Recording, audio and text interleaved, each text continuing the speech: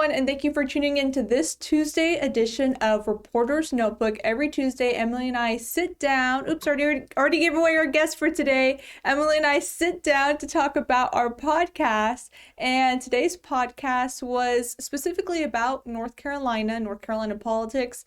We talked to a professor who talked to us about the new politics of the Old South. So, Emily, if you want to give a little bit more background information, go ahead and take it away. Sure. Hello. Happy Tuesday, everybody. So yes, Victoria said we got to speak to Dr. Michael Bitzer, and he is a professor here in North Carolina at Catawba University. I want to say that correctly. But so we got to talk to him, about North Carolina politics, ranging from, the 1800s until now, the similarities, and really kind of dove into, he does a lot of research on redistricting and things like that, and the effect that has on politics and elected officials and things like that. So we kind of dive into that aspect, which is really interesting. And there's something that he brought up that I don't think gets enough attention, and I do want to bring it up, and everyone else can go listen to our podcast at online at WNCT.com in the features tab and the WNCT podcast network tab. So that's where you can find our podcast. We're also available on Apple and Spotify. So to get into the nitty gritty of like the entire podcast, you can listen to it there. But there is one element of this podcast that I want to talk about, and that's the power plays within politics and how it's kind of like a game. We talk a little bit about this game theory. That was something interesting that I really, really enjoyed talking about, because I don't think a lot of people realize that politics, when it comes to running, when it comes to elections, when it comes to people playing political figures, there is a game theory about this. Emily, is there anything that you want to add? I mean, it's just an interesting theory to me in general, and it is kind of, it plays on the aspect that it really is, like a game that, these people are playing this sport kind of, and it's who can win, who can do this better, who can do that better, competition. And it's fascinating, but there's so many facets to it that play into it. And especially here in North Carolina politics, what goes into those factors specifically here in North Carolina, what sort of policies and issues factor into that?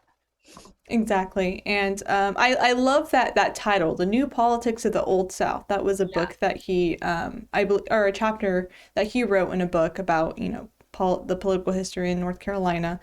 We also talked about a book called Homer Simpson Goes to Washington. That was pretty funny. And his little, what do you call it? His chapter in that book. Emily, was there anything particularly interesting that, stood out from this podcast compared to previous ones? I just really, I went to ECU, so I specifically learned a lot about North Carolina politics because I was a political science major. So I took lots of courses, specifically about the politics of the Old South here in North Carolina and things like that. So to have a podcast kind of dedicate to that was really awesome. To get to dive into that, and then kind of also analyze the future of politics here in North Carolina over the next couple years, based on how things will go with the pandemic, based on redistricting measures that are going into place, things like that. And I really did love our conversation about the Homer Simpson chapter that he wrote, because I don't know if you guys know, but the Simpsons, there's all those crazy conspiracy theories about the Simpsons are able to like predict the future and events that happen in their episodes and things like that. So I think that was pretty interesting. So we, kind of laughed about that. But yes, The Simpsons. I grew up watching The Simpsons, and growing up watching The Simpsons, and then now basically living in a Simpsons episode. I'm kidding. Oh my gosh, no, really. I mean, they have one episode where they were joking about Donald Trump becoming president at one point, and then lo and behold, I don't know how many years later it was, but there he was. He was president of the United States. So exactly, yeah. So I don't know. we might need to do what do you call it when you watch a lot of episodes all at once? Oh yeah, we might I need to do Like a like a binge. rewatch of all of them. Yeah, Yeah, like a binge watch. watching. Yeah. See Do a what's whole coming up episode next. dedicated to Homer Simpson conspiracy theories. Exactly. Yeah, we did have a podcast episode earlier, one of our first ones, where we did talk to a professor from ECU, Dr. Andrea Kitta. I believe I'm Yeah. saying her name correctly.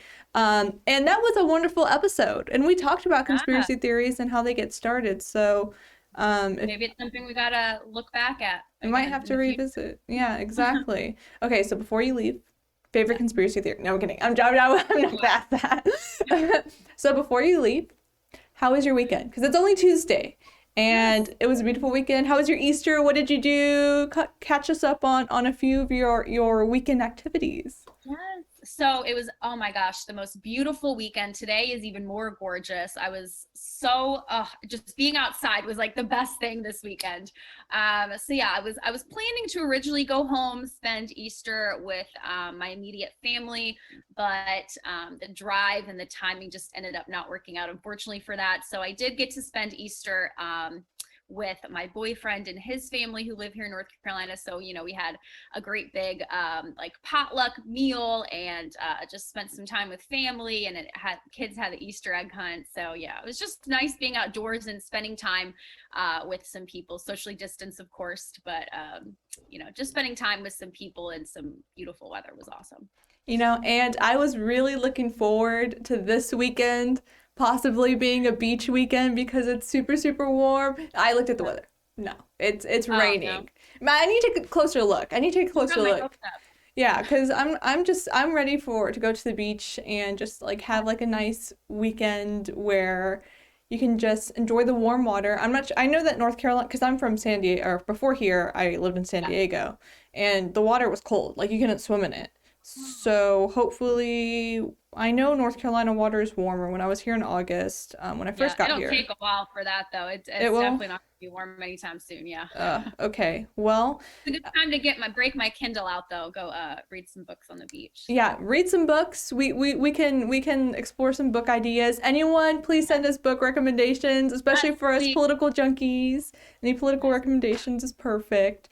I'll Um, take any book ideas, honestly. yeah, that's true. I like adventure and fantasy. Like when I was younger, I really liked watching Pirates of the Caribbean, and I read Yeah. all the Harry Potter books like that. Like I just was enjoyed it so much. So any Yeah. book Harry Potter recommendations? is that's my fangirl. Exactly, yeah. So thank you so much, Emily, for joining us. For everyone who's made it this far watching, thank you so much for continuing to watch. And you can always listen to What the Politics and our other podcasts that we got going on. Emily is host of another one of them called State of, and I believe Emily and I will be recording a State of podcast tomorrow. I think it Yes. is, yeah, because my State of series of reports that you can catch up online about how Eastern North Carolina is faring since COVID hit. We've done state of economy, state of farming, minus state of environment. So you can watch that later on this week and we'll keep you updated. All right, everyone. I hope everyone has a wonderful Tuesday and I hope everyone enjoys this wonderful weather that we'll be having the rest of the week. All right, bye.